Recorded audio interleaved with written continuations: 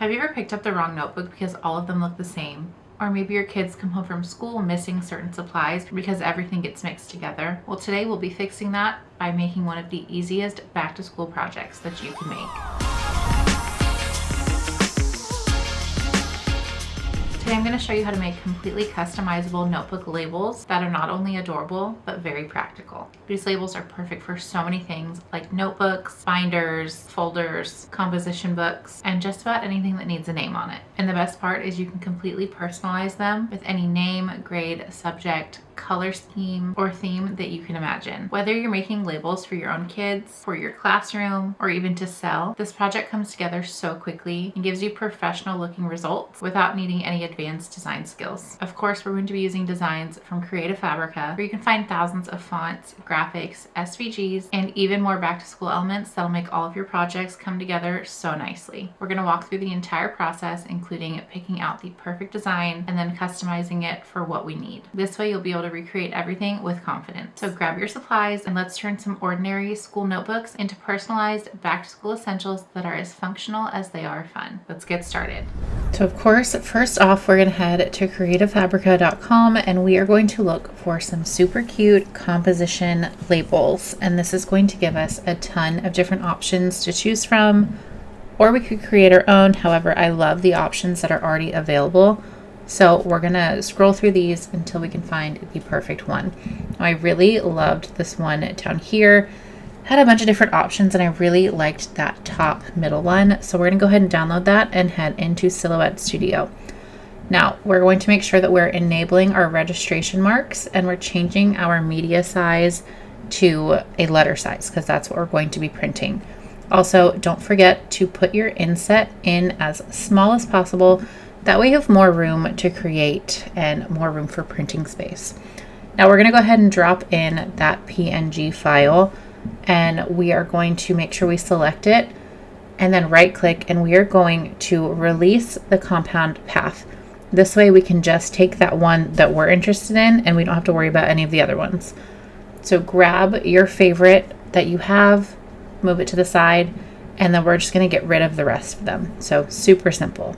Now we are going to go ahead and zoom in just a little bit. We are going to grab the text tool and we're going to type the name that we want to start with. So in this case, it is Grayson, and we are changing that font to the Dream Wish Sans font.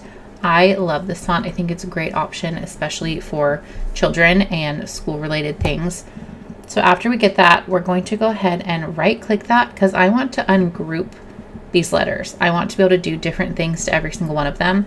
And in this case, we're going to be changing the color in every single one to kind of mimic a rainbow. So I'm just going through all of these different fill colors and I'm just going to go straight down the line and pick any color that I feel goes well with this project. So go ahead and fill in your letters, any color that fits your project. And then we are going to go ahead and group that all back together so that we can move it around as we need to. So right click and then hit group. And then we're just going to go ahead and resize that until it fits nicely within that composition notebook label. So mess around with that until you're happy. Select all of it. And then we're going to go ahead to the top and center them. We want to make sure that it's centered just for visual appeal. It feels more balanced that way. Next, we're going to move on to any other names that we want to add, or you could copy and paste and print as many of these as you would need. Next, we're going to go ahead and group those up together and we're just going to resize them this way. That way we know all of our labels are going to be the exact same size. That's just a simpler way to do it. After we have them all the size that we want them to be, we're going to bring them over, drag them into the media space. And then once again, I'm going to select them all and make sure they're centered and then make sure they're evenly spaced, which this part's not that important, but I do like to make sure all of my stuff is aligned when I'm printing and cutting. Now you can see that there's red lines around our names and we don't want that. So we're going to select all and hit ignore selected lines. Now we're going to go ahead and ungroup our groupings. We want our names to not be in a group with the labels. That way when we go back to the send section, we can click on just the label and hit use all selected lines. That way it's only going to cut that red line that you can see here, and it's not going to cut the names out, which is exactly what we want.